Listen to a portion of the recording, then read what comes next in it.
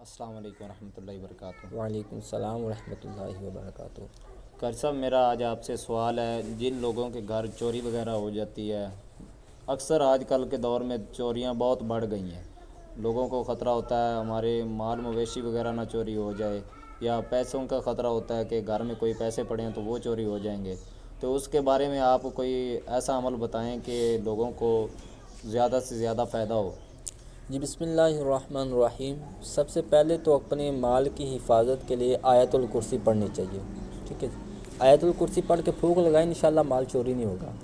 اگر چوری ہو جاتی ہے، ایک مثال دے رہا ہوں، آیت الکرسی آپ نے نہیں پڑھی، جب ایسے آپ کے اوپر آزمائش آ گئی، چوری ہو گئی ہے، تو اب چور کو تلاش کرنے کے لیے اللہ الصمد، اللہ الصمد، یہ 1100 مرتبہ آپ نے پڑھنا ہے سونے سے پہلے۔ جی 1100 مرتبہ پڑھ کے سونا ہے، 3 دن تک یہ عمل جاری رکھنا ہے، انشاءاللہ العظیم چور آپ کے خواب میں آ جائے گا، ماشاء اللہ، خواب میں آ جائے گا یا ویسے چور مل جائے گا۔ الحمدللہ پریکٹیکلی کیا ہوا ہے، ماشاء اللہ۔ ٹھیک ہے جی۔